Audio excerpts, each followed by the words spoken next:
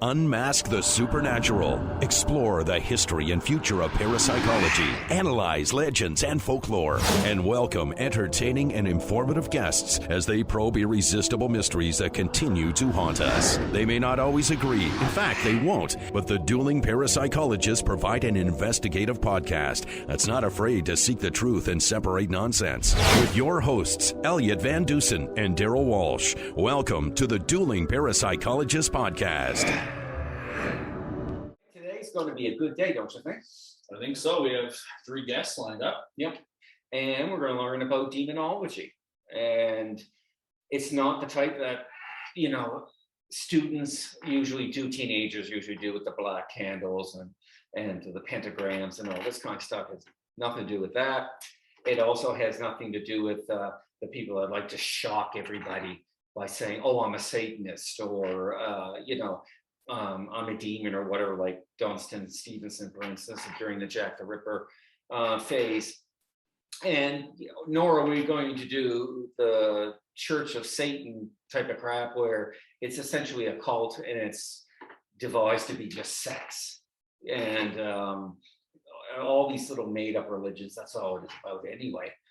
And so it'll be nice to actually talk to somebody who, claims that, they've, seen demons and evidence of demons and this kind of thing. So I'm really kind of on that. And so it'll be kind of good to see what they have to say and if they'll change my mind or not.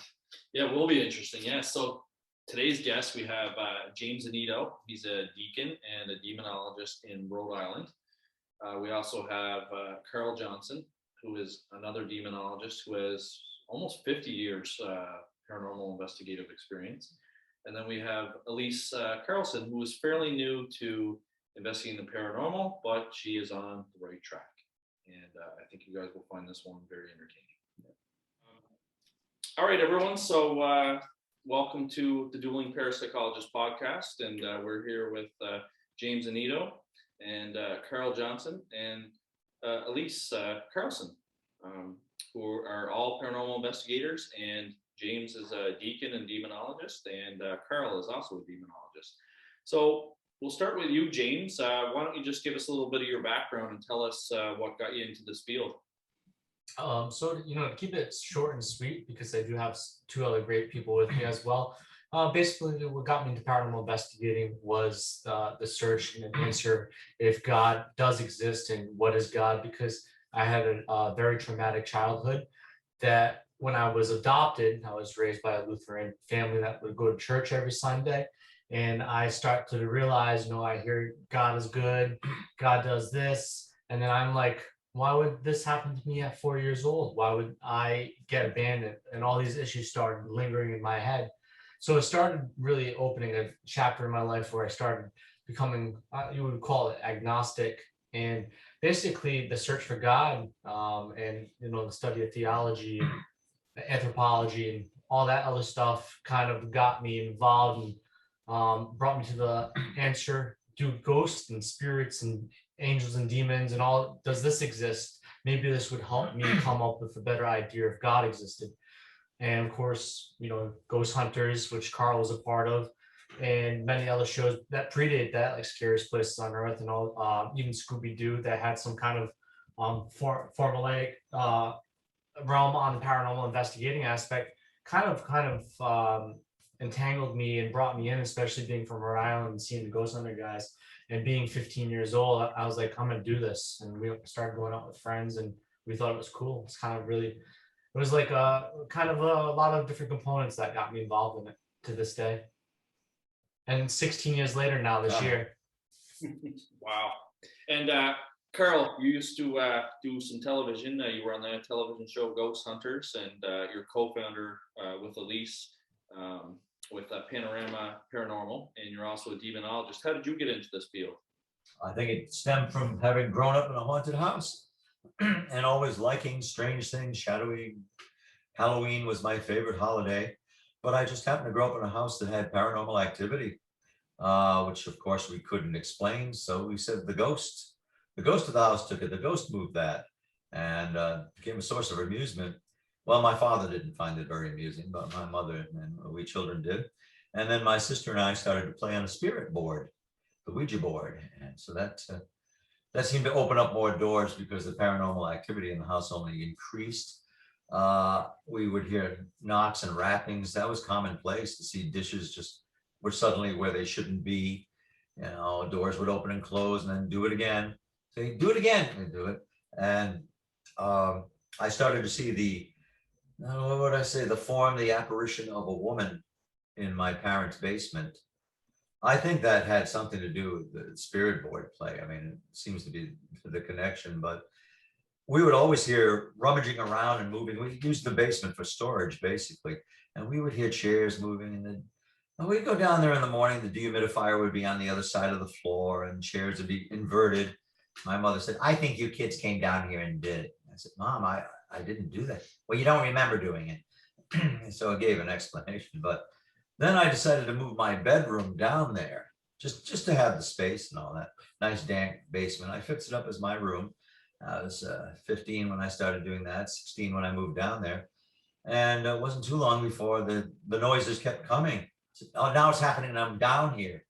And well, the noises were starting to shuffle. And so I stood up, looked, and then I saw the form of a woman, a solid looking woman, walk across the floor in my direction, but then went off to the side. And she just disappeared to where the curtains were. So I said, "Oh my be glory." And I saw her I think 3 times I saw her down there. Maybe 4 times if you count. One time I just saw her shadow pass by, but I saw something solid. So yeah, that I couldn't help but be interested in the paranormal, these things happening. You know, they were scary because you didn't know when it was going to happen, but I would miss it if it hadn't. You know, if it went away. I didn't want it to go. So I became a paranormal investigator. I started to toy around with that, tried different experiments for calling forth the spirit by the time I was 16 years of age. When I was 17, I had the fortune, I suppose it was, the fortune to become acquainted with Ed and Lorraine Warren. I saw them advertised. They were presenting a lecture at Rhode Island College in Providence. So I attended that. Ed Warren had a question and answer, well, how many of you out there have ever seen a ghost? How many of you talked on a spirit board? So I'm raising my hand. "Come up here, young man." So I became part of the lecture. And that evening, there was a group based at Rhode Island College called PIRO, Parapsychological Investigatory and Research Organization. And they were the ones who put on the lecture, invited the Warrens. And after I got up there and spoke, they said, "Oh, listen, we'd like to talk with you. Would you come to our meeting?" So I became a member of their group based at Rhode Island College. And our first residential case happened to be a little old farmhouse in Harrisville called Round Top. And 40 years after, that became the subject of a major motion picture, The Conjuring. And it was Pyro who was responsible for bringing in Ed and Lorraine Warren to that case. So that's it in a nutshell. How can I not be interested in the paranormal? I'd have to just totally dislike it.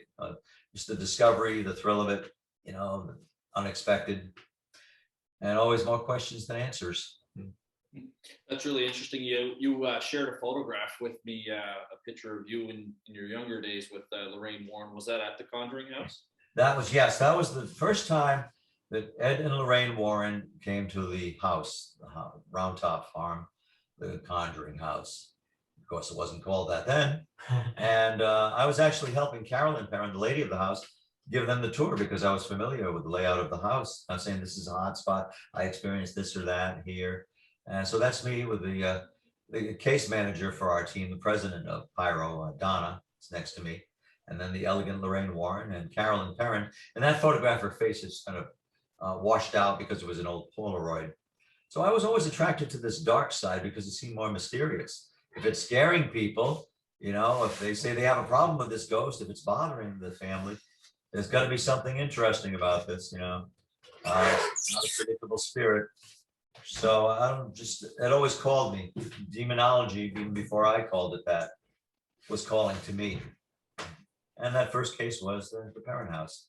So that's me when I was 18 years of age in the basement of Round Top Farm, which of course is still there.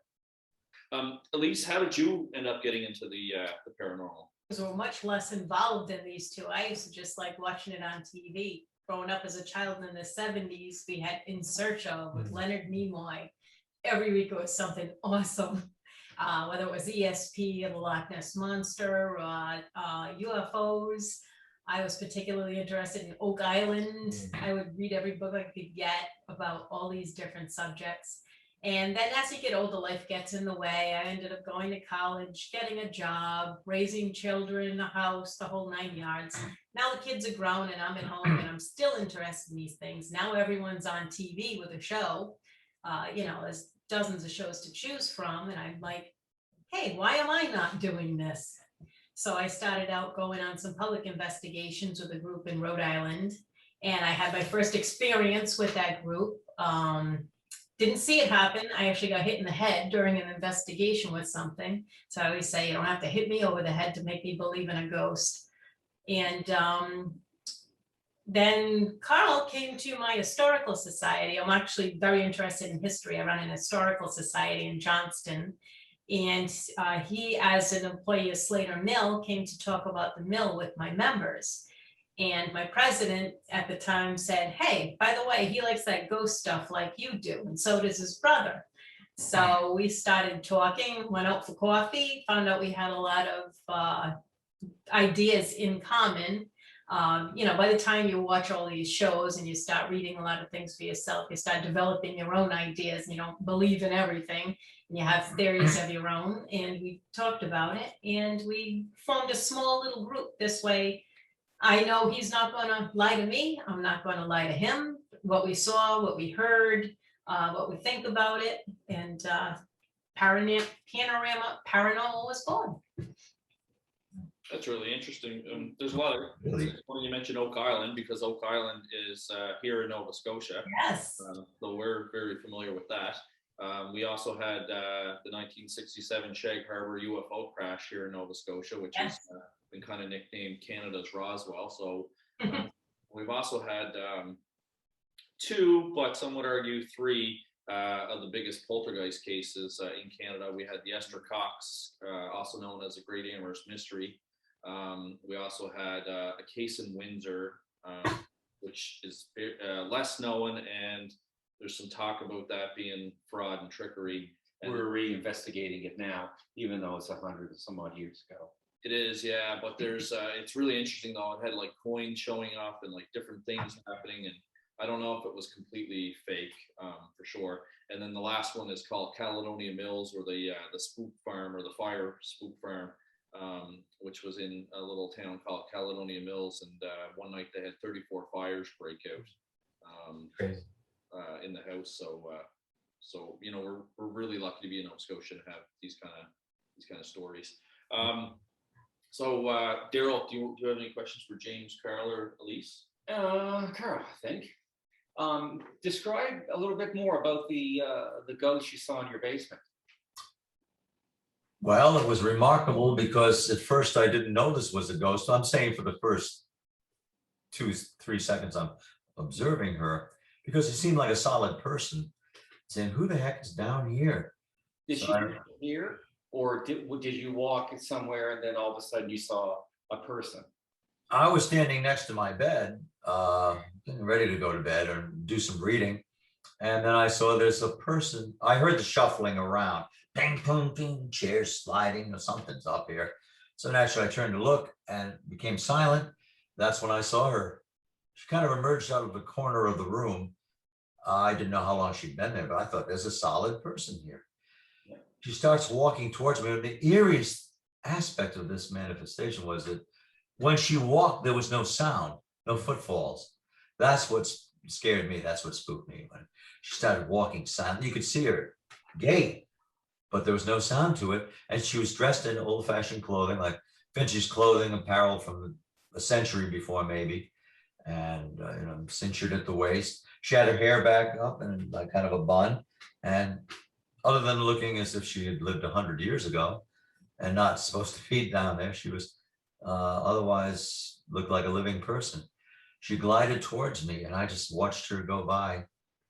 That was something so scary. I mean, seeing what was obviously a ghost was unsettling enough, but to actually see someone float by or walk by you and she's not making any sound, That was scary. And she's just walking. So I fumbled for the light and got that on. This is my parents' house. So I told my mom about it. And she believed me until the next morning. And so I saw her 3 times that way. The third time she was standing next to my bed. I just laid down. My grandfather at the time was convalescing from it. His spine was decalcifying. He's very elderly. So I was helping him out, and I just come back down and said, well, man, maybe I'll try to get back to sleep. And so it was dawn at this time, and I looked, and there's someone standing next to my bed. So I just reflexively, I'm leaning on my elbow. I said, hello. And then I realized it was the woman I'd been seeing, standing right there, looking down at me, not blinking, just a steady gaze, and her head slightly tilted to the side, just looking at me. And She was aware of you then. I had the chance to realize I am looking at a ghost, and she seems to be about a foot and a half away from me. And then she vanished. That time I saw her vanish. I hadn't before. Just from the bottom up, she disappeared like dew evaporating. She was gone. And I remember leaning on my elbow, and I said aloud to myself, I said, how am I ever going to get anybody to believe this? And of course, people do it first, and then they wonder about it. Well, you were half asleep. You said you were in bed. No, I was wide awake. So yeah. It's interesting because that's the only way we have to determine a ghost, is with our own eyes. Every other little piece of equipment and all that crap doesn't conclusively Right. a ghost. You have to actually see it. And your case would be the case book of how to really see, because I argue all the time or blog or whatever that, listen, put the equipment away. That's good if you can find a haunting, but you first have to see a ghost and to know for sure, because all the equipment can all measure different things than a haunting. It can be, so it's all ambiguous. And so your case is fascinating. And the interesting thing was she seemed to be aware of you too, which is really interesting. So I'm just fascinated by your case. It really is good. Yeah. So James, I gotta know what, as a demonologist, what was the craziest case that you were called in to work on, or the case that kind of stands out in your mind as being, definitely of supernatural nature? Well, I feel like it's a repetition thing because I've said the story so many times. So it's like it's always a part of my life. It will always be, because it's something that lingers in you. It's at that point you still, even though you might be interested in the literature, you might be interested in what demonology is, and you might be a paranormal investigator and never come across what we would call a wicked spirit or a demon or something that comes close to that level. But I would say my craziest case would be the first case that I ever was called in by a psychologist. Usually I reach out to people that are specialized, that go through clinical studies to become to that level. I really respect, even though psychology is still developing, we're still understanding the mind, I still respect the people that dedicate 8 years, 10 years to go to the route of becoming a doctor. You have to have respect for that dedication. And I've always reached out to individuals because I'm not all-knowing. And even though when I was younger, I was still a little bit more brash and stoic and thought I could handle the world upon my shoulders by myself, I still would work with other individuals because I don't know everything. I'm always learning every day. But what was eye-opening to me was getting that phone call by somebody that I know who's a doctor in psychology, who dabbles in paranormal, but more so on she's brought into cases to decipher the difference, which is a disorder, what could be misperceived, what could be like maybe a shared hallucination. She's brought into that in that realm. So her calling me and saying, I have a case for you to come check out was kind of like, what do you mean you have a case for me to come check out? Isn't this supposed to be the reverse sword kind of thing? And that was in Salem, Massachusetts, probably over 12, 13 years ago now, I do believe. Probably 10 years ago. We just had a lecture thing 10 years ago. So that was before that. So it has to be 11 years ago, if not more. And Salem, Massachusetts, I went to this case, and basically the psychologist had a phenomenon that happened prior. Like she almost pulled into a closet by this dark unseen entity. I wasn't there to witness this, but other investigators who have a lot of reputation and a lot of time involved in this field witnessed this, and she would not lie as well because of her background, and I seriously know that. So when I went there, I would work on this individual because it was with an individual. They were thinking this person was being influenced, and what we call demonic possession. And I was observing this individual, there was a baby involved, and of course he was married young because they had a baby. So it was a very young dynamic. So of course, even though it is a form of psychotherapy, and sometimes they might not need it if the house is not haunted, you do a blessing because it alleviates people's minds. It's a form of psychotherapy. Once again, they'll come over that once you leave. You'll feel comfortable in their house, hopefully. So I did feel like a undying presence there, though. As soon as I got onto that lot, and of course, if you know Salem, it's a bunch of apartment buildings, and it was an apartment complex. And as soon as I hit that parking lot, I felt an uneasy feeling. I'm driving, I'm shaking. I'm not by myself. I'm with my helper, who's a shaman at that time. His name is Phil Davis, and he was with me because I've worked with him, and he's a big guy, so I know that I wouldn't be put in danger. And he felt it too, and basically stopping and calling our contact, who was a psychologist, saying we're here, starting getting closer and closer, meet me in the back. It started getting heavier and heavier. And I don't say this like I've just never felt this feeling before. It was definitely like the fright or flight that comes upon you. And I have never felt this in my life before. Like I've been in very bad situations, of course, in my home life. I live with Mommy Dearest. I hope she's not watching. She's a sane woman now. I love her very much. But I definitely dealt with trauma, and I never ran from it. And of course, my body was just reacting. I felt like I was gonna defecate myself. Like I felt like I was gonna vomit. Like there was just so many things that were occurring internally, psychologically, that made me want to just leave. But one thing, even though I never had come across a demon at that point in time, like that was my first case, I believe it really was. But I'd never felt this before. It was so when I met with the owner, which was of course the husband. I can't say names due to HIPAA, and the husband and the baby wasn't there, but I met the wife as well, and I just felt something easy. Like it's not like he was looking at me.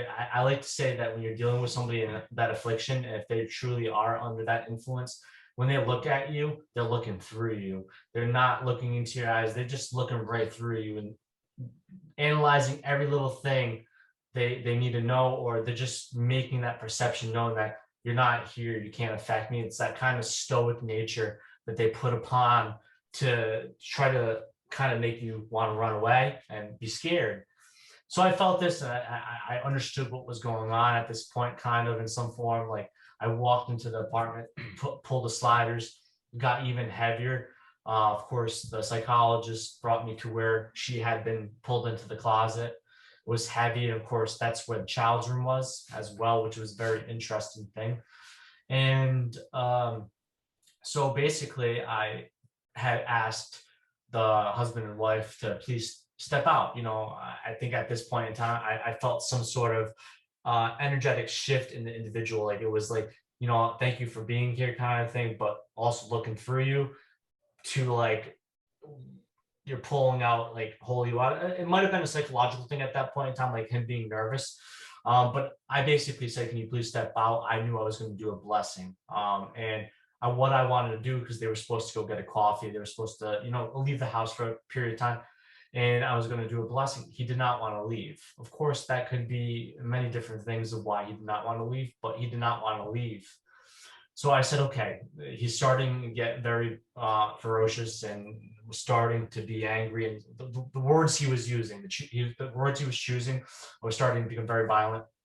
And I said, please come sit down at the table. Mind you, I had Phil Davis, who was a big dude, and this other guy, who also was a very big dude. They were both bouncers in their careers. And I said, please sit down.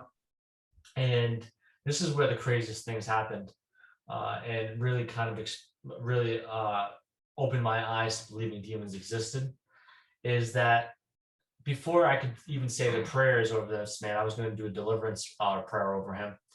Is that he went up to an archway, a sheetrock archway, and of course there's adrenaline, but guy latched, and the guy is about 6'2", he's a big dude, and probably he's 22 at that time, goes up to the archway, and the sheetrock just starts crumbling from the archway as he grabs it. And I said, please sit down. He's escorted by Phil and this other gentleman. They plop him down. I start opening my binder, had everything laid out, my holy oils, my holy waters. And all of a sudden, in a split second after I said, are you ready to receive Jesus in your life? The table, which is probably about 8 feet long, goes flying. Like he sends it flying, like physically, of course, not with any psychokinesis or telekinesis or anything like that, but with his physical hands, he sends the table flying. All my stuff goes on the floor.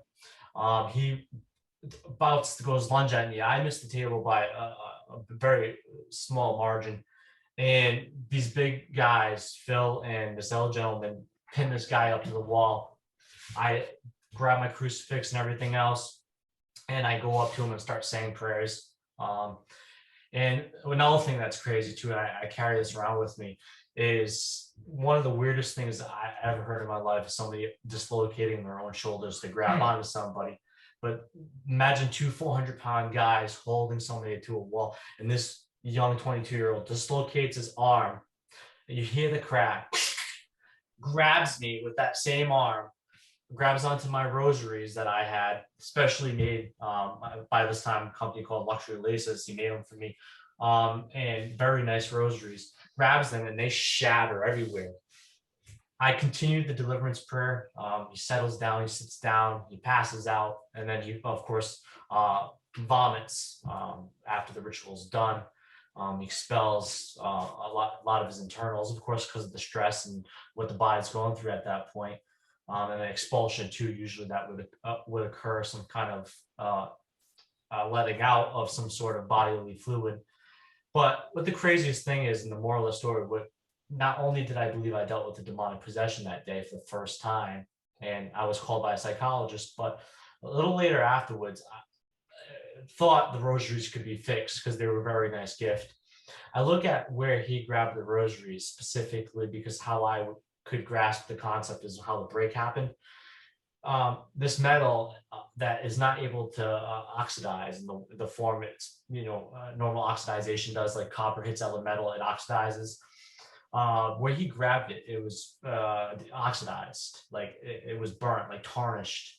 And to me, this day, it's the craziest thing. And I still have these rooms. I bring them to conventions, lectures with me, and I show them. And I don't tell people the story. I put them out. Some people say, oh, I feel evil on that. So I say, good. It's kind of like I like to test people kind of thing. But the few times somebody has told me almost to the detail of the story before without ever hearing me, hopefully never hearing me talk about it online. But it's very interesting. So that's my very first eye-opening case, because it really led me to the ability that demons do exist. And also one of the craziest things, I'll end it here, is that after that case, all the people involved in that case became enemies. That they all stopped talking to each other. We all split. It was very eye-opening. Interesting. Well, it was a memorable night. Yeah, it was very memorable. Have you seen the movie Exorcist 3? The terrible one? It's often said to be, no, that's the Heretic Exorcist 2. Crap, don't watch it. But Exorcist 3 with George C. Scott, William Peter Blatty did the movie. He came back to do the movie. It's one of the few movies that scared the living shit out of me. Woman in Black with Harry Potter was the other one. it is the book. You can't read the book; it's too crazy. So don't try reading the book. But the movie is often said to be better than the first, and I agree because for first 46 minutes of the first one, it's. And then it kind of jazzes up a bit. This one hits it right from the beginning. There's a few bizarre things, and there's pinning to the wall. That's the connection when you said pin to the wall. Yeah. And let me just say, you'll with your experience, you'll find that movie rather interesting. But anyway, sorry to talk so long for that. It's just that when you were talking about being pinned and then broke the arm and all this, it reminded me of what happened to one of the priests during the exorcism in The Exorcist 3. So anyway, and don't watch the director's cut. No. The demon supposedly gives up when his father dies because he hated his father. And he says, well, I guess that's it. See you later type of thing, right? It's like, what the fuck? You want the network, whoever was, the bosses of that old lady, you got to have an exorcist if it's called The Exorcist. So yeah, I think The Exorcist is better when it's driven out by who he has possessed, and I can't tell you that, but there's a connection with George C. Scott, and it's pretty cool. It's a pretty cool one, and many people think it's better because it has these bizarre things. But again, you've got to watch, because if not, you'll miss little things. And sometimes you don't watch for the actual actor. You have to keep watching everywhere else. So. The scenery, yeah. But anyway, sorry for that long interlude. I'm gonna have to watch it again. It's been a long time. Yeah, now I do too. I've never watched it the first time. Yeah. No, that's great. And that was a great story. Yeah, that's really cool. I never heard you speak of that. So for me, it was brand new. And, yeah, no, it's definitely eye-opening. I know Carl and Elise. Well, maybe Elise hasn't, but I know Carl have had a lot of experiences as well too. Yeah, I'm gonna get to Carl in a minute. I want to ask him about the Conjuring house. But Elise, how long have you been investigating the paranormal now? Gee, how many years has it been? Less than 5 years. I was going to say, Less than rounding it off at almost because 5. I'm more of these guys have a lot of experience with the spiritual realm and have seen things and done things that someday maybe I will, but I'm more of a frontline practical investigator. Like I said, life got in the way, but I've raised children, I've owned houses, I'm an historian, I do a lot of research on these properties when we do get a case. I'm the person who can tell you if it's your appliance making a funny noise, your heating system, whether or not there might be some mold in your house or mice. So, I'm really into looking for the normal explanations, and I think I'm pretty good at that just because of what my life experience has been. And that's great. Everyone needs somebody like that on the team. And then I know you're a student at Ryan, because that's how we met before this all got seen. Yes. That's strange. But I mean, you're certainly doing the right things by, taking the Ryan education courses and things like that. I know you said you had something thrown at your head on one case, but has there been anything else that you've experienced that you would consider supernatural? Just one case that we had where actually I started writing about it in our homework, where I thought we were going to someone's house because he kept saying he heard voices, and we just went over to do an interview. They seemed very nice, and we'd find out what was going on. I had gotten a new recorder that day, and as we spoke, I said, do you mind if I put this on, because I don't feel like taking notes tonight? And they said, sure, no problem. And when I got home, I listened to the conversation, made my notes, and I heard another voice that didn't belong to any one of us. It was close up to the microphone and whispering and swearing. So that was my first real EVP, and it led to more, and a pretty good case. Well, that's interesting. And the research that you do as well, have you come across anything, interesting in your research? I know the house that Carl and I were kind of talking back and forth on email there, or Facebook Messenger. Checking your email while you're doing a Zoom meeting. My God. The house in Cranston, actually, the family had The family had actually done the research on the house, so I didn't have to do it. But they went to the town hall and they actually had a record of all the different people that had owned the house before they did. Princeton's very good for that. I've gotten, when I was doing some historical research, the man had lived in Cranston. I found his probate, I found his property records. They're really good.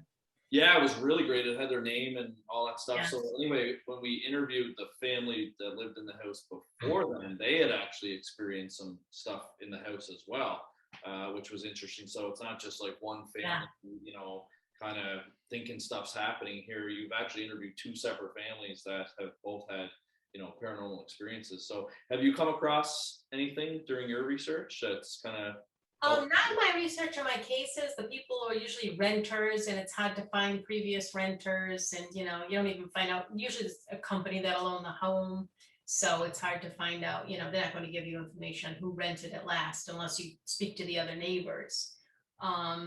Where I have found a lot of good information is Carl mentioned the house on Farm on Round Top Road, the Conjuring house.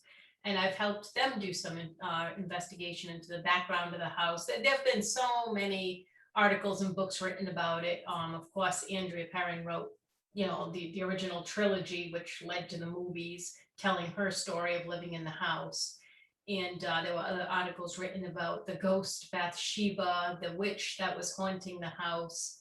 And when you look into these stories, I've mostly found that they weren't true. What happened was it's you know, almost an urban legend that there were little pieces of these stories that were true in separate incidents, and someone put it together.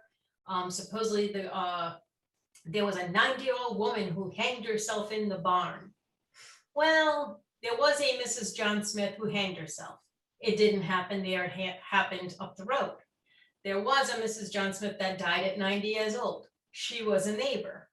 Then, you know, a child was murdered there. No, she wasn't. Her name did happen to be Arnold, the same as the people who lived in the house, but she died about 10 miles away. And they know who killed her, and you know, it was an unfortunate incident and what happened. But these things just get turned into these urban legends that someone, you know, comes to visit the house.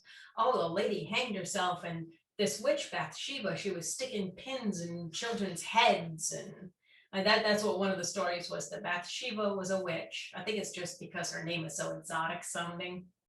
And she had such a reputation that people knocked her tombstone over so many times that it now could only be repaired one last time.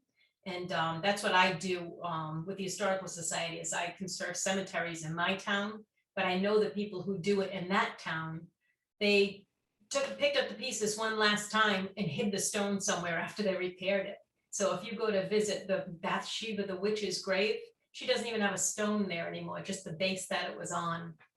So well, that's interesting that you mentioned that, because I've been to Mercy Brown's grave. yes. Darryll likes the story of Mercy Brown as well, but you know, her grave is intact, and actually people have done shadings Yes. of it, and everyone leaves her little gifts and trinkets. But then I went to Nellie Vaughn's grave, and that headstone has been stolen, and Yes. I could only kind of tell the general area where she was buried by some old YouTube videos of people that had Right. been when the stone was still there, kind of thing. So it's interesting that you mentioned that about Bathsheba, but I guess that's kind of when things become popular, like the movie The Conjuring, you're going to get people, you know, coming and visiting and possibly stealing stuff and vandalizing stuff. And I know the previous owners, the new owners now are obviously very pro paranormal. I think they're actually charging, you know, paranormal investigative groups to go in and investigate the house. And They're actually booked all the way through 2022. You can't get an appointment. You can't get a reservation until 2023. And it's quite expensive. I looked it up. Yes. Actually, I mentioned it in class when we were talking about ethics and compensating people and things like that. And they want you to book 6 investigators minimum at $150 a pop. So it's $750 US that Yes. they're making on a Friday and a Saturday night. So it's a lot of money to be made. I mean, it's a great business tool, but this kind of also a good segue to go back to Carl. So Carl, when you were there with Ed and Lorraine Warren, what kind of things do you think in the movie were exaggerated compared to what you know about the case, and what did you see and experience in that house back before it became so popular and Hollywood kind of popularized it? Well, it is true that Lorraine Warren did receive a very remarkable vision, a clairvoyant vision while she was there. And it is true that the Warrens were there. Similarities end right around that level. But then I was there, and that is not represented in the movie, of course. And that was Elise was saying about Bathsheba Sherman, Thayer Sherman. She was not thought of as being a witch or any kind of really oddball, maybe a little eccentric, but she wasn't remarkable at all during her lifetime. That would have been noted if she had been. Now, when I saw that, oh yeah, it was genuinely haunted. It's not like this whole thing was made up. In fact, my history with that was my brother had placed an ad in a local periodical advertising our group at Rhode Island College that we would come in and investigate a house. We wanted to branch out into residential cases. To that effect, he placed an ad in the paper, and that ad was answered 3 weeks later by a Mrs. Carolyn Perrin in Harrisville, Rhode Island. She told about she and her husband about 2 years before had purchased a farmhouse in Harrisville, and strange things were happening. They wanted us to come in and evaluate that if we would. So we agreed to come to the Perrins' household. Very ominous as we pulled up. There was then a gravel driveway, is again, but kind of. And so I just felt my spider sense was tingling. I felt I shouldn't get out of the car. There's something eerie, but that made me more interested. So our team went there. It was not I alone. I was there with my identical twin brother and the case manager, Donna, and a couple of other members. So we went in there to probe the house. And well, I think one of the first things that happened was we were given a tour of the house, as the current homeowners do, took us around. And there was one room upstairs. Now, this was August of 1973. And most of the house was sweltering. There was one room, you walk into it, it was like an icebox. It felt unnaturally chill. Oddly, there was a window that was jammed open, could not shut it. Roger, Carolyn's husband, Roger Perrin tried, it was just his birthday 3 days ago, turned 86. And he could not close that window. I couldn't close it, leaning my weight on it. It was just jammed open, but for some reason the room was cold. So it was interesting. My brother, then my twin brother, he had long blonde, shoulder length blonde hair. He was dressed in a white muslin shirt and just very, very slim. And he had a Bible with him. So one of the daughters, Nancy, she looked out the kitchen window and we got out of the cars and she said to her mother, "Mom, Jesus is here." So Keith made a favorable impression right away. Maybe my impression was not as the impression I conveyed was I was wearing a medallion. I was at a tight-fitting red black shirt, you know, I had long side, but I wasn't as holy looking, even though we're identical. So we start the interview process. We're asking, when did you first notice things were awry here? What makes you think it might be predicated on something supernatural? You know, we're asking the standard questions. And while we're interviewing Carolyn and her daughters, Roger had to leave at a certain point. We heard shuffling around upstairs, something like I grew up with, those noises. It really sounded like someone was upstairs. And I said, "Excuse me, Mrs. Perrin, do you have company? Because I'm hearing somebody walking and moving around." And Carolyn Perrin and the daughters said, "No, we hear that almost every day. Suddenly we'll hear people moving up there." So, okay, we resumed the interview process. I kind of slid back and unobtrusively went upstairs. I want to see what's going on up there. So I'm walking around past the bedrooms. It's kind of a small corridor that connects the girls' bedrooms. Nobody was up there, and the noises stopped when I got up there. Well, right after those noises stopped, I'm looking in one of the bedrooms, and everything seems fairly normal, a little gloomy. But then out of the corner of my right vision, my peripheral vision, I saw something dark advancing. Yeah, I just turned, and there's this darkness coming at me. It's obscuring the background. It's opaque. it was so real that I figured there's got to be a fire in the house. It's a backdraft. I'm waiting to smell smoke. This dark thing is coming. So I closed my eyes and this thing came up to me and then it was gone. I didn't smell anything. It was just, well, that was interesting. So I never knew I didn't have any emotion associated with it except being startled. So I went downstairs and I kind of gave my brother the look. Something's up there. And so we, had our second tour of the house, in that day. We went back upstairs, but now we're investigating as a team. I went down to the basement, actually. I remember I wanted to be the first one down in the basement. It's an old basement. It looks very much like it looked very much like it does now. So I'm down there and all of a sudden the light goes, the single light bulb goes off. So I'm like, you just picture my voice in darkness. But I saw some light coming from the stairwell. I made my way back up. We went up to the stairs to where I had seen that blackness. We went in that bedroom where the window was jammed open. And I said, yep, Roger tried it. I tried it. I'm afraid if I put my full weight on it, it'll just bust, So my brother tried an experiment with provocation, my brother Keith, not yelling and swearing and challenging the spirit. That I find that totally ineffective and offensive. But my brother recited a biblical psalm. I think the 21st Psalm, the 23rd Psalm. And then he said the name of Jesus. By gum, that window slammed shut, right on cue. Maybe it was just good timing, but it was really good timing because that window just closed itself. When that happened, Judy, I think it was, had 3 marks on her face, welts, as if she'd been slapped. She hadn't been slapped, it's just that she had these marks there, which was inexplicable. So we all agreed we had an interesting time that first day at the parents' house. I for some reason, Carol, I guess it was my deep voice because I was issuing some directives of what we should do. Carolyn took me for the leader of the group. And so I was her contact. Carolyn would play, she said, would you mind if I call you and talk about it? Oh no, please do. That's why we're here. So Carolyn commenced to call me during the week and she would report the strange things that were happening in her house. And they were strange things, slicing an orange and this fluid oozed out of the orange that looked like blood. I mean, something viscous. She always had something happening. So, all right, now that book just flew over across the table, things like that, while I'm on the phone with her. And I knew she was legit. So we decided it might be a nice professional touch to call on Ed and Lorraine Warren. I don't know who first suggested that. It might have been my brother.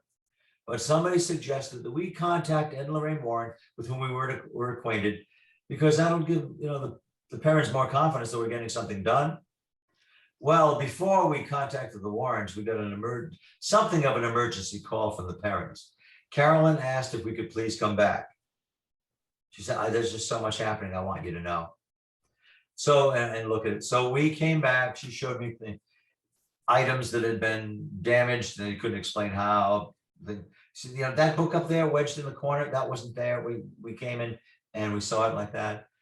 Well, I wasn't so interested in what was happening there and with physical objects as the change in Carolyn Perrin in that 2 weeks period. She had aged. She was a slender woman anyway, but she seemed to have withered. What has happened to Carolyn Perrin? It's like the house is digesting her. Roger, who had been pretty, nonplussed and stalwart, he said, well, if you find something, let me know. Roger had scratches on his arms. He said, I woke up with these. He was upset. So, oh yeah, they got something going. Let's call it Ed and Lorraine. Now, we never felt we were in over our heads. My purpose in calling Ed Warren was to alert him and get some advice. We didn't invite them over. That wasn't our place to do so. But Ed and Lorraine offered to come over to that house. I said, well, gee willikers, I'm getting some service here. It should be fun. So I talked to the parents and they said, yes, if you think it's a good idea, have Ed and Lorraine come over. So Ed and Lorraine did come. I remember being on the phone a day before they came to the parent house. And I was talking to Ed Warren, I knew him. I lectured with him a few times, in fact. And I said, now I understand this is, we're going to be working together on this case. I had such a good communication with Ed and Lorraine, especially with Ed. They had dinner at my parents' house. That was a fun occasion. It's a very good memory of the Warrens. So I'm talking to Ed on the phone, and I said, "You'd like our case files?" He said, "Oh yes, have them ready for us." And I said, "We're going to be working together on this case." And he said, "Yeah, absolutely." So Ed and Lorraine came over. I forget what day of the week it was, but Ed and Lorraine made their way over to Harrisville, Rhode Island, with my directions. This was before GPS, and I'd learned how to get there. And I was so happy when Ed and Lorraine pulled up in that driveway. I was the one to greet them because I knew them. I said, I knew they were there because I'd spoken to them. So they came in, they did a preliminary investigation. They got the tour of the house. And that's that photograph I sent to you. I said to Elliot that, where the Warrens are first in the house. You don't see Ed in the picture, but you do see Lorraine Warren. Yes, yeah. In later years, Lorraine Warren denied that any other paranormal investigators were there at that time, but there I was, and there Donna was. So we all had a good experience. Lorraine was out looking at the backyard, and I believe that's when she is said to have had her vision of a lady hanging from a tree. And so everybody said good night, and it was all affable and all that. So I said, we're at a meeting of our team. So wasn't this prestigious? Ed and Lorraine Warren are assisting with our case. Isn't that something? So I didn't hear from Carolyn the next day. Maybe Ed and Lorraine Warren came over again. Didn't hear from Carolyn for the next several days. And it seemed to be evident that I was not going to hear from Carolyn anytime soon. This was, she would call every day, several times a day. I remember my father saying with his newspaper, saying, "Who is this woman who keeps calling you? Is this a girlfriend?" I said, not exactly, Dad, no.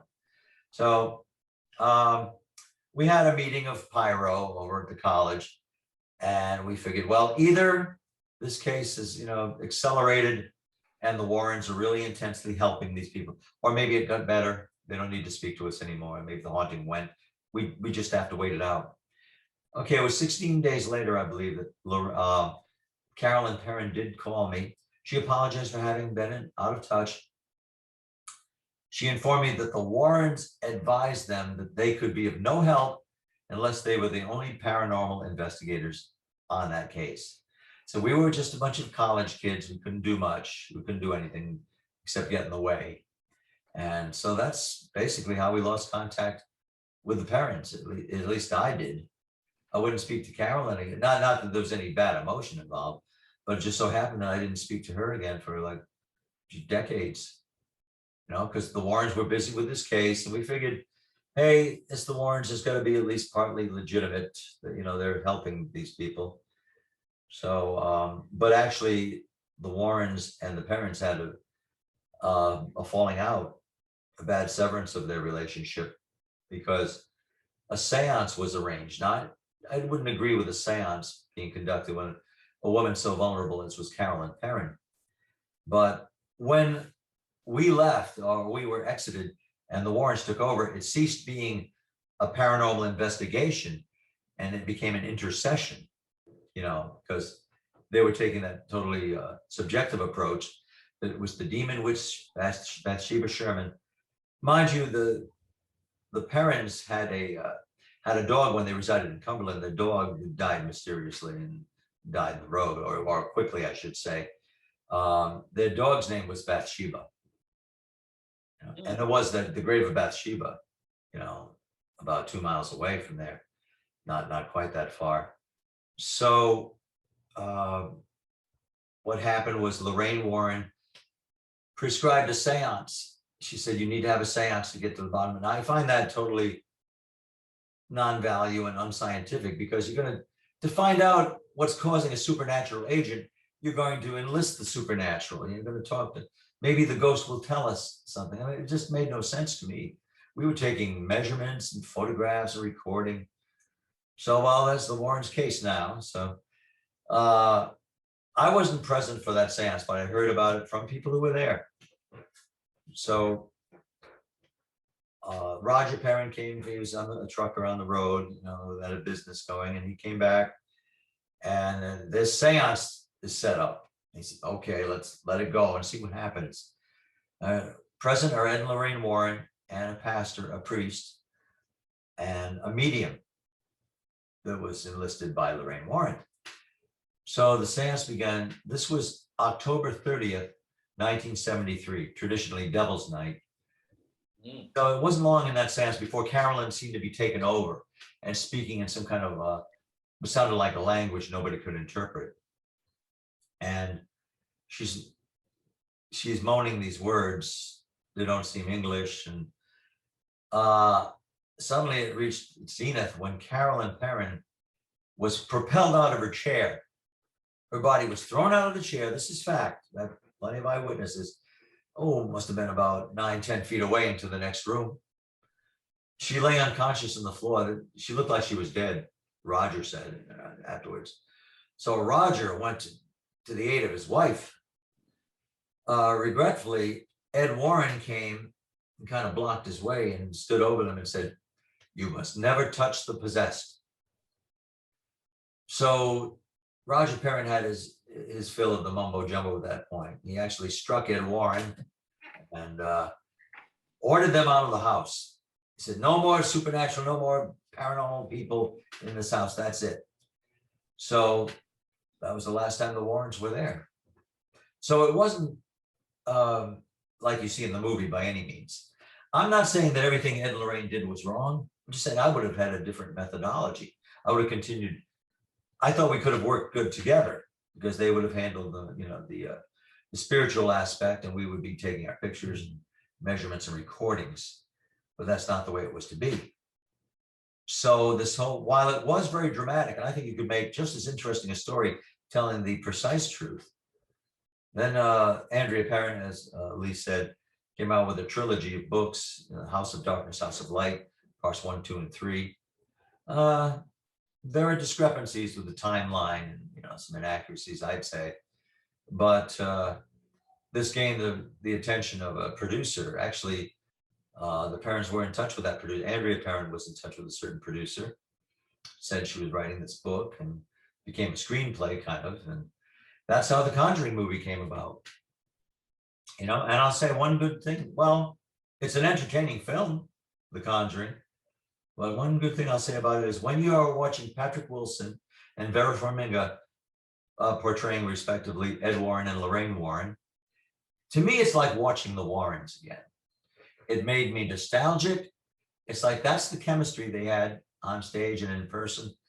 You love to see Ed and Lorraine. You wanted to hear their stories and see their slides, and you didn't want it to end. Most people, they did such a good job portraying the personalities of Ed and Lorraine. That's watching them again. That's really fascinating and of interest to me because I'm a huge Conjuring universe fan. The first time I ever heard of Ed and Lorraine Warren actually was Darryll is the executive director of the Center for Parapsychological Studies in Canada. And after I'd taken a couple of his courses at the Nova Scotia Community College, he invited me to come to one of the meetings at the CPSC, and I eventually became a member. I do remember at the time, Darryll was very critical of the work of Ed and Lorraine Warren because he felt, every place that they went into, every haunted place, it was always a demon. It was never just like an apparition or a ghost or anything like that. There was a real heavy push on demons. And then it wasn't until later on, I was more researching kind of UFOs at the time and did have an interest in ghosts. And then it wasn't until later on when I started taking all my academic courses in parapsychology and, started to become interested in demonology. I bought The Demonologist and read that, and I have all Ed and Lorraine Warren's books. And, it's kind of, I guess, disheartening to hear you say that, here you have this university, college, paranormal investigative group working the case, and then they kind of get pushed out, kind of left out when you guys were doing like the science-based aspect of it, because Darryll and I are really big on the science-based part of parapsychology. So that part's kind of disheartening, to kind of hear. But I mean, I agree with you. I think that there's some cases that they worked that, were, completely legitimate, and they had, really good work that they did. Do I think that, stuff's been exaggerated? Of course, they keep making movie after movie loosely based on their cases. Even the new movie, The Conjuring 3, the families come out and said that the movie's inaccurate and this and that. So, I mean, I'm sure, and even Darryll and I have Darryll's done more television than I have. He had his own TV show, Shadowhunter. So Darryll knows the pressure you get from directors and producers to kind of spice things up a little bit. And that's why we have a big hate on really for a lot of the stuff that's on TV right now, because, for example, they investigate in the dark all the time, and that's strictly done for dramatics and effects, because the Society for Psychical Research actually did like a bunch, like phenomenological study on ghost cases, and Eleanor Sedgwick was the one that handled that, and she was able to determine that ghosts can show up daytime, nighttime, in the rain, in a friggin' thunderstorm, outside, inside. There's no rhyme or reason to it, and then now they actually teach you at the Rhine. Lloyd Auerbach teaches you that the only reason you should be investigating in the dark is if the family says, like, the haunting only occurs in the master bedroom when the lights are turned out. Other than that, turn the friggin' lights on. And, there's certainly a lot of stuff like that goes on that kind of portrays. Yeah, you might miss a lot if the lights are always off. And safety reasons, they always say safety reasons. I mean, you're at somebody else's house, you don't know, like I trip over cables, even just here in the studio, so, I mean, just safety reasons and insurance reasons as well. Like, you don't want to trip and fall and smash somebody's parents' urn or something like that. So all kinds of reasons not to do it. But that's it's such a interesting story that you told, and it's a little bit disheartening for me, because I'm a huge Ed and Lorraine Warren fan and fan of their work. But James, you've been invited to the Paracon that's going on in Connecticut there. Carl has too. Definitely. And I do work with Nesper closely. I've been able to be at the museum. I've blessed the museum. I've worked on cases with the current directors, Tony and Dan. I've worked on cases with them before. Of course, I've had my opinions of Ed and Lorraine. Of course, it definitely spurred in my interest even further and deep, because you said a great book, The Demonologist, of course, and they have, I think 20 books or something like that, 12 books they've written. They've written a great amount of books that have described many amount of different cases in the New England area. A lot of them in Connecticut, a lot of them in Massachusetts, but it's very eye-opening. But of course, you have to take what you learn from it, because even though I did not know this right away either, but a man named Charles Dickens, who's one of the first paranormal investigators with the Ghost Club, right, wrote a pamphlet called A Haunted House. And even back in 1860, he knew how a haunted house would be enabled. It's the people that are in the predicament, are in the situation, that are the battery that are enabling the situation. So I can see if Ed and Lorraine going in with their opinion or perception of everything is demonic, why some of the times that they received negative things could occur. If you're going in with that mentality, you might get that recourse and the kind of reamplification of it is negative, kind of the laws of attraction stance. So maybe some of it was, of course, I wouldn't like to use the word fabricated, because I can't say that. I wasn't there at that time and place when they were investigating these locations. But of course, knowing Nesper personally and working with them in a modern sense, they aren't a bad group. That's not their first recourse to say this is demonic. And all of them have learned from Ed and Lorraine, or from Lorraine, and their first mentality nowadays, it's demonic.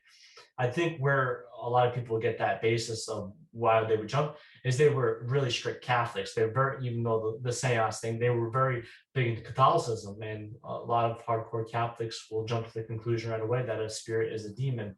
We're supposed to go to heaven or even purgatory is not really a stance, but heaven or hell. So why do we linger? If we linger, then it's a demon trying to just be deceptive. Yeah, you make a really good point there, James. The fact that they did take their investigations from a Catholic standpoint. Yeah. And I got to meet Tony, I think it was October of 2018 at a night with Annabelle. And I didn't know that he was a former police officer, and that's kind of how we got talking, because I'm a former police officer now. At the time, I was still a police officer. But yeah, so like it was kind of cool because I'm director of paranormal phenomena research investigation. He's director of New England's Society for Psychic Research, and we were both former police officers. And so it was really cool. I got to talk to him for a little bit at the dinner and get to know him, and we follow each other on social media and stuff. But it's great to hear that NESPR has kind of advanced since the time of Ed Lorraine Warren, and they're taking more of a scientific kind of investigation. They still, of course, look at the spiritual aspect of I know Carl's not. I've never necessarily used one in that spite, but they're still against the spirit boards and other certain things that could lead tarot card reading. So they still believe divination is a source of evil, and I'm not putting words in the mouth, but they do give that caution that if you communicate with these tools that are much older than modern day equipment, it could open a doorway to something that they know what this is compared to maybe a recorder, and they're a little bit more open to communicate. And that's where it lays the danger. And I really do think there is a danger in communicating something that you can't see, even though I do it. But there's still some dangers in it, because there is no true fact. There's no empirical evidence that goes to, yes, we can talk about the stories and say, yes, everybody's experienced this since Charles Dickens' time, since beginning of civilization in Mesopotamia and so on. But at the same sense, we still have no empirical data saying this is what a ghost is, what a spirit is, or an angel and a demon is. So it's all loose on interpretation as well. I thought we'd figured that out. No, oh, okay, I guess not. No, I wish. We were close. We were close. We were probably close one point in time, but we always doubt ourselves. People are too hung up on trying to communicate with a ghost. Yeah. Yes. And in my opinion, you've got to prove the ghost before you can communicate with one. Right. So it's get the ghost to manifest itself while the camera and video camera is going, even though people will scream, will scream. But anyway, the good parapsychologists and the good researchers will know, okay, holy shit, we got a ghost. And once you've established that, that's when you bring in all the equipment to see what's happening when she, let's say, Carl's ghost, when she appears. Is there any change in the environment? There should be if there's a crossover. So yeah, and then you can start to ask questions. But first, you just got to make absolutely sure you're not talking to yourself or talking to. Up to very recently, Christianity would say was demons in disguise. But now, of course, they can use that as ghosts. They're using that as proof of life after death because of near-death experiences and ghosts. So they've completely changed over the last 15 years, especially right-wing Christianity has completely changed its opinion on what ghosts are. And prior to that, they were demons. Nope, you stay away from that. Now they're proof of life after death, near-death experiences that are so not near death, it's breathtaking. They've gone to heaven, they've talked to God and all that shit. Scientific studies in the 70s and 80s and early 90s before all the crap started coming out, where everybody and their dog, had a near-death experience.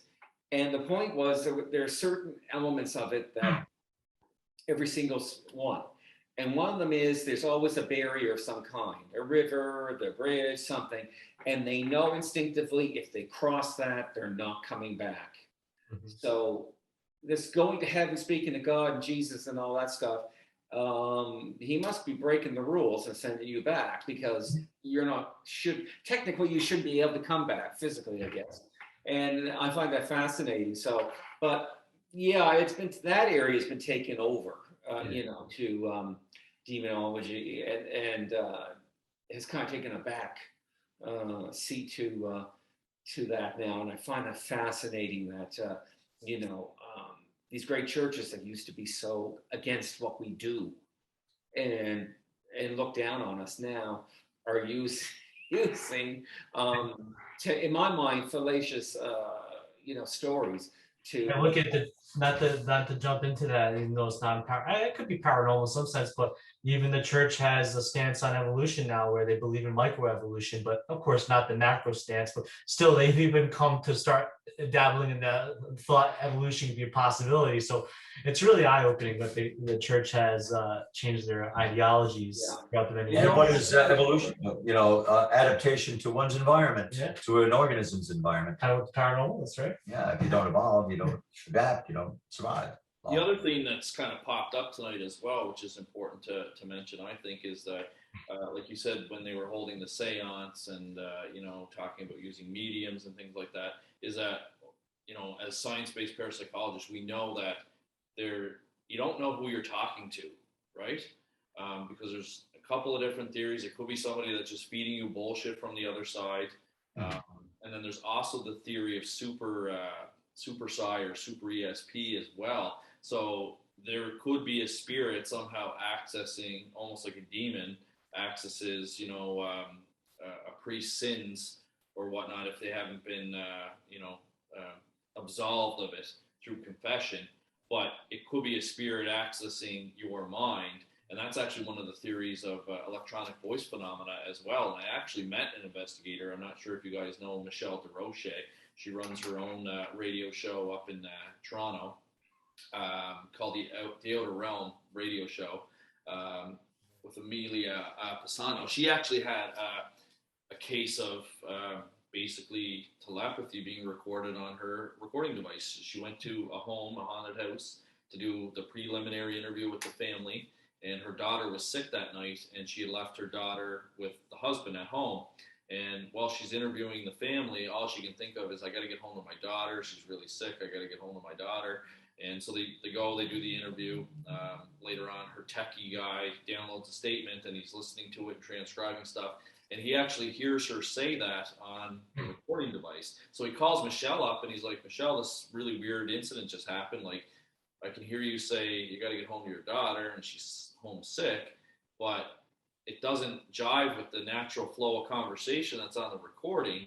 And he goes, I was there and I don't remember you saying that. And it kind of doesn't make sense that you would just blurt that out while we're interviewing this family. And she said, that's because I didn't say it. I was saying it in my head, but somehow it got the recording. And that's one of the theories of EVP. And that's why EVPs are not proof of a haunting, but they are indicative, or they could be considered evidence if you have other stuff happening as well.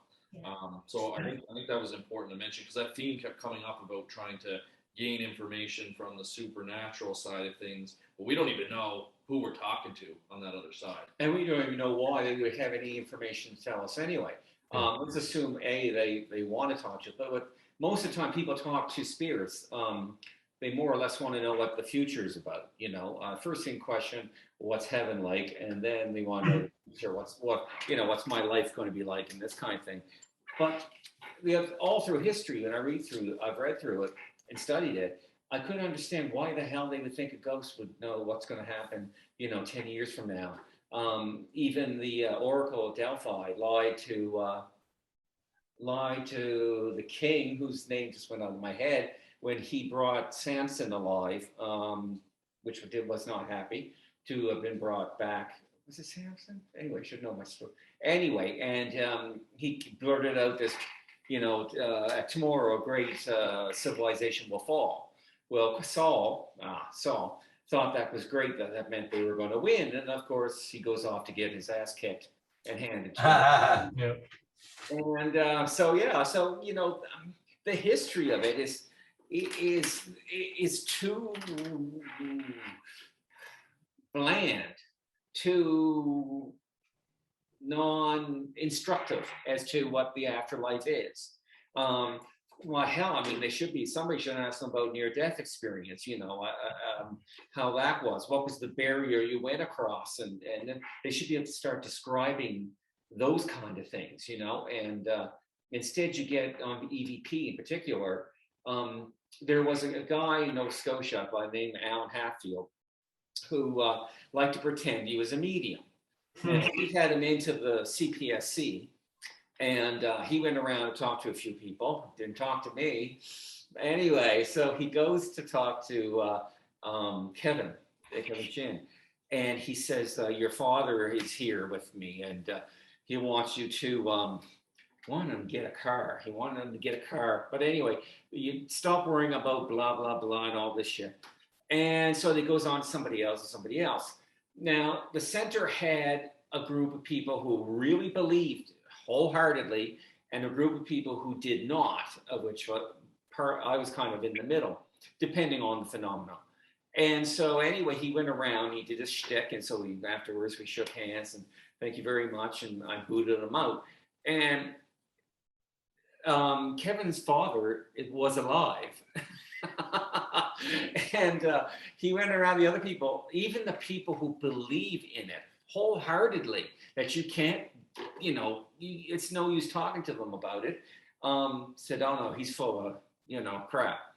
And so I mean, mediums don't give you anything, and the EVP gives you weird things. And when Alan Hatfield did EVP, he, I forget where he was at. He was at a park or something, probably the nature park here in Nova Scotia.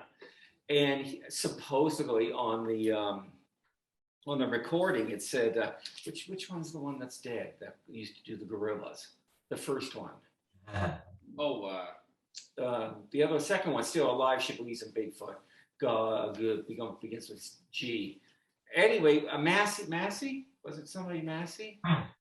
Yeah, anyway, and nobody can remember. I can't remember now. I can't, no, neither can I. But anyway, supposedly the ghost or whatever it is said, I'll say Diane Massey is dead. And this was the EVP he played. And I'm thinking, why would a ghost say that? Everybody knows that. It's a stupid thing just to say, she or Diane Massey's with me. Okay, that would be a little bit more, expected. But Diane Massey or Fosse's, whatever, is dead. Oh, Diane Fossey. You're talking about the Gorillas in the Mist and the Mountain. Diane Fossey. That's it. Finally, so she is dead. Yeah, she is dead. And so anyway, so we all know idiots when the people are watching this. Make sure you edit it right. And so anyway, that was the stupidest thing I ever heard. And even if I had been in the least interested or belief in him, that would have killed it right there, just because it was such a stupid thing for any spirit to say. And then that's the only thing it said. He faked that one, obviously. And I'm not. When I filmed Shadowhunter, and for 14 months, and part of it was talking to the dead, which I named. And which I didn't think was going to be the title, but I named it. And so anyway, we ran around, we talked to a few people, and one of them, the big scene was to be at the New Glasgow Library or whatever it is, auditorium, and where, of course, Alan Hatfield was doing his shtick. So it was a nice sunny evening. It was beautiful. I love New Glasgow. And we went down there, and I met an author friend of mine who unfortunately now is dead and has all the answers that he had been searching for as a teacher for 40 some odd years. And so anyway, I said to my director, no, I'm not going near him. He's full of crap. I don't believe him. And if I go talk to him, what you're going to get on screen, you're not going to put, because she wanted a neutral, just an investigation of it. So she wanted people to talk about it, experts talk about it, but not come down either for or against. And I had people in Newfoundland, for instance, talk to me about fairies, where they saw fairies. And then I was brought to a town where his mother, who has since died, told lovely stories about seeing fairies and that. And at that point in time, I'm having to learn how to keep the face because there's no fairies, period. And so it was hard to do, to just bring your face down to nothing. And then, when after they ask you, what do you think? It's like, oh, Jesus, don't do that. But anyway, and I just said, oh, this is fascinating, and it's very motif that's all over Newfoundland. I think I managed to BS myself out of that one. And, but anyway, to get back to the point, which we lost a long time ago. Wait, the tooth fairy doesn't exist? What? I'll turn it back over to Elliott. Anyway, I ramble. You forget I'm a teacher, so I tend to ramble on about stuff. It's interesting because we can't even duel over fairies because I'm not sure. I've heard stories too, and I'm not sure whether or not they exist or not. I'm kind of like on the neutral. They may or may not exist. I don't know. Not even Elise. don't give me that. We can't even argue. Every myth and folklore comes from a truth, right? So ghosts and demons, I give a thumbs up. But ghosts I do. Fairies on demons on, and but fairies, you're full of shit. You think that fairies are real. There's certain things we know for sure absolutely don't exist. One of them is fairies. Unicorns exist, right? I'm just kidding. So anyway, but anyway, but that's nice. That's nice. With your fairies. I said I'm neutral. I mean, I like fairies, but a different kind of fairy, if you know what I mean. Okay, well, and I'll say the thing he'll edit out. James is cute. Thank you, handsome. That was the note I passed him about 40 minutes ago. just to see if he'd react to it. But he's off, so he doesn't react to it, right? No. But anyway, that's the thing. Oh, that's awesome. Yeah. I'm sweating now, though. I'm sweating. Yeah, but anyway, you're fairies. You just go off. Well, no, we appreciate you guys taking the time to speak to us. But just for any of the listeners out there, why don't we start from James and then go to Carl and then Elise. Give us like your any websites you have, your social media accounts, and any books you've written, and anything that you want to promote about yourself. Fire away, James. Yeah, so one of the way you can reach me or reach the three of us is we work together as Duo Daemonologie, which we have. I don't know how we ever got it, but we have the website is www.demonology.org, and then you can contact me directly through Facebook, Instagram, or through my website, which is jamesannitto.com, JAMESANNITTO, and you can reach me that way. The double N and the double T, yeah. It's fortuitous that we have demonology.org. Yeah. We thought that was long taken. I don't know, you just came up there. Yes, but that's how you can contact myself, Carl L. Johnson. I'm a presence on Facebook, ubiquitous Facebook. I am an author of Shadow Realms Demonology Handbook, co-authored with Lana Jan Brock. She's an accredited theologian. And Shadow Realms Demonology Handbook is available through Amazon.com, through the authors. I'm not too hard to track down. And I'm also a card-carrying member of Panorama Paranormal, which is probably develop a website before year's end. But right now we're available for contact on Facebook. We have a page on Facebook. You can find us. Or they can ask you. You'll track us down. Definitely will. Yeah, and I don't think either one of them mentioned that they also have a Facebook page for Duo Daemonologie. We have a Facebook page for Duo, yes. Demonology is spelled the old-fashioned way with an IE at the end. DAE.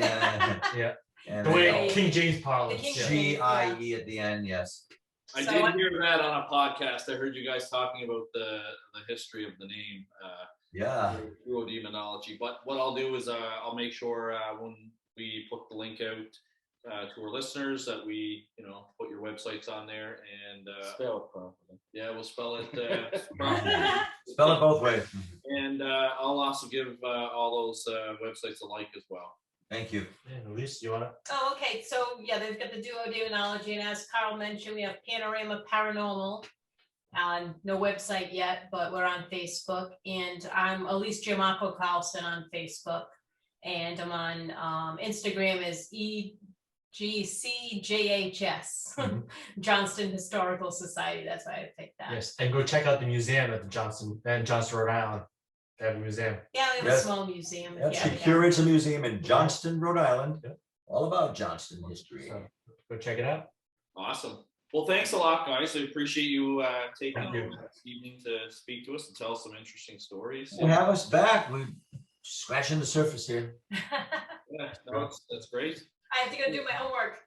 Yes, you got homework together. Before and PPRI services the New England area, and I talked to James about this before, but if anything comes up, because I only have 2 investigators down there, my co-founder Spencer Collier Yes. and my researcher Mike Shaw is in Maine. Spencer is in Massachusetts, but he's moving to Rhode Island.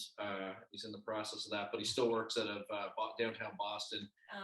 So if anything comes up or anything like that, and we need some extra hands or some Happy to help. things or whatnot, we'll Please do, yes. I don't know about Carl or Elise, but if you ever need I know they're part of their team, but if you ever needed an outfit out this way, then we would love to, or I would love to be a part of it. So Yes. Yeah, for sure. I'll be up. And And Darryll, call me later, baby. Just kidding. Yeah, for sure. Well, that was certainly interesting. You never know how these podcasts are going to go and what direction they're going to go. Being a huge Ed and Lorraine Warren fan myself, I was really interested to hear the true story behind the Conjuring house. I had never heard that story before, and that's coming straight from somebody's mouth that was there.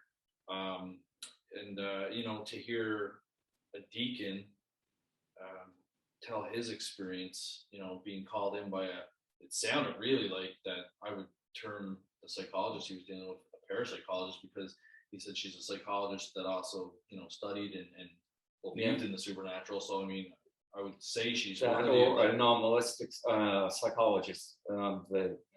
London has a university, Goldsmiths has a department of anomalous psychology. Yes. And it's essentially parapsychology, but they're skeptics and they don't want to call themselves that. Yes, yeah, absolutely. So I mean, it was really fascinating to hear those stories. Yeah. Did it change your mind on demons? Did it knock you up a little bit, or? Well, I like the fact that James's story reminded me of Exorcist 3, which is better than Exorcist 1, and it did remind me, and I don't want to give it away for the people that are watching, but it was very very similar. Now, whether any of it was real, I can't, just from what we talked with them, although it was a fair amount of time, I can't determine truth from reality from that. I'd have to go speak to them. I'd have to actually see the place and this kind of thing before I even come anywhere close to determining what if anything happened. And as we talked earlier, I've had people tell me things that were completely unreal, like fairies, and you who like fairies so much. I said I was neutral. Neutral is too much about fairies. But anyway, at least he didn't bring the Philip experiment up. But I didn't. No, that's good. But anyway, yeah. So I found it interesting. No matter how much truth and how much exaggeration, how many lies, or if it's all just like they said, a mishmash of stuff. A lot of times, I don't think they even knew what was going on. And so they're trying to make sense of it as well. So and they each come from a different way, just the way that Ed and Lorraine Warren come from a definitely spiritual way, Yes. whereas you and I tend to come from the scientific way. So yeah, it was a good. I like that. I enjoyed hearing their stories, and they had a lot to tell. But we have to have them back, because they told too many good stories, and when I want to focus in on the ghosts and you probably want to focus in on the demon.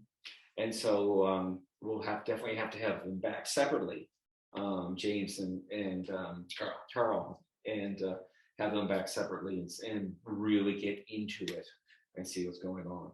Yeah, and that's the thing. I mean, there's, like I said, you never know where the podcasts are going to go. And, we heard some great stories. Didn't really get into, like where demons came from, which is, the Roman Catholic Bible, but there's also other religions. I've dealt with investigations involving the Quran. They believe in jinns. There's good jinns, i.e. equivalent to angels in Catholicism. And then there's bad jinns, equivalent to demons. Yeah. So, I mean, there's all kinds of more stuff we can touch on. Yeah, exactly. And I do want to get the Roman ritual. I have a copy of it. You have a copy of it? Because I was watching Exorcist 3 again last week. And at the Roman ritual, save your servant, O Lord, who... That's the first words of the exorcism. Save your servant, O Lord. God darn you. I bought it off Amazon. I finally found a copy. How much did it cost? It wasn't that much. It was like the cost of a regular book. Because it had all the different rituals, like the baptism one and all that stuff, which is actually a form of minor exorcism. Baptism is the first level of exorcism.